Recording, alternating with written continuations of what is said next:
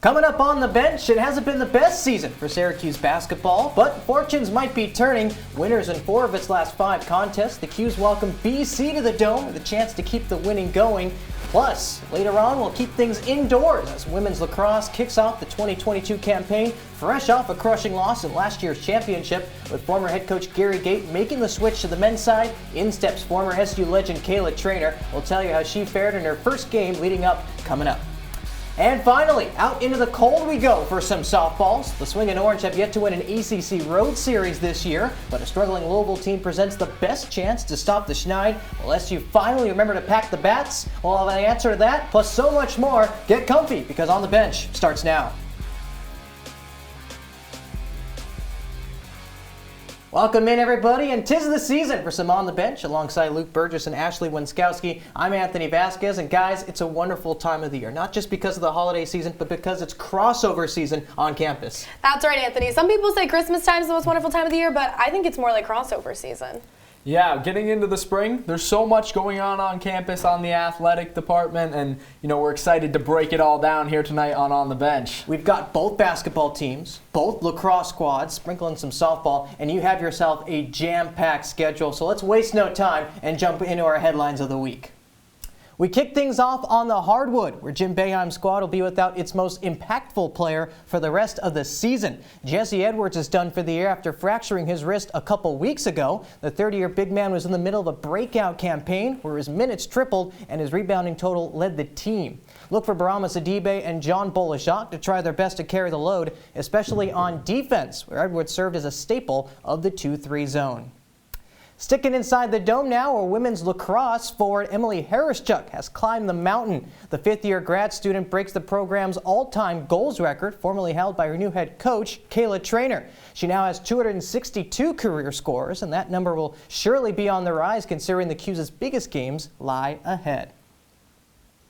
Swapping out the turf for the court once again, as Syracuse basketball is rebounding quite well after a less than stellar start to this year's campaign. SU was vying to win its 5th in 6 attempts over the weekend. Its first opponent, those same BC Eagles it beat about a week ago. The only difference was no Jesse Edwards in this one because of that wrist injury I mentioned a couple weeks ago, but it didn't look like they missed him at all. Cole Swider putting it in reverse, the nice spin around Jay. Then it's Joe Girard kick-starting the onslaught of buckets for the 'Cuse, who shot 50% from the field in the first half. But on the other end, it was a completely different story. Boston College, they couldn't hit sand with a beach ball. The 2-3 zone causing all kinds of chaos. Now the Eagles, they eventually start to get going, eventually getting a bucket here on the tip-in. That stops the bleeding, but not for long. Jimmy gets in on the action, the running layup. 13 points for the Elder Boeheim. Then it's Cole Swider capping off a 13-0 first half run on offense. The offense humming, the defense doing the same. Looking good early and creating some turnovers right there.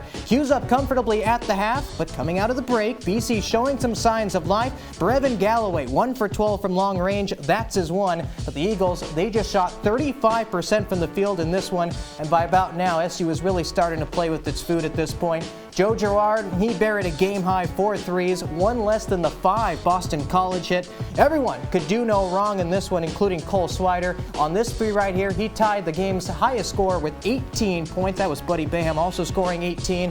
Make it 4 straight games with 10 or more trays. Oh, and for good measure, Jimmy Boeheim gets in on the fun. And hey, when there's a blowout, everybody gets in on the action, including Patty Casey. Watch this. Shout out College of the Sciences, why don't you? Orange send the Eagles back to Chestnut Hill with a 20-point loss. So as Jim Boeheim earns career win number 996, Kayla Trainer was looking for career win number 1 over the weekend after Gary Gait became the men's lax head coach. In-step Trainer, fresh off a stint as an assistant at Boston College, and boy, does she have her work cut out for her early. Number 13 Stanford made the 3,000-mile trek to the Dome with nothing but an upset on its mind, but hey, those thoughts, they had to be put on hold because this Syracuse offense came out throwing haymakers early on.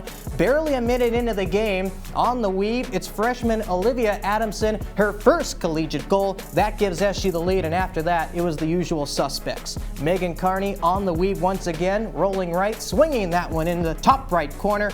Nice to see her back healthy after an injury last year. But Stanford, they refuse to go away quietly. Watch this play right here. Behind the back, Ailish Kelly, a disrespectful way to give her team the lead. But now into the second quarter, this is where Megan Tyrell really took over. Not one, not two, but 3 goals in 5 minutes. SU takes the lead right back until Stan Annabelle ties the game going into the break.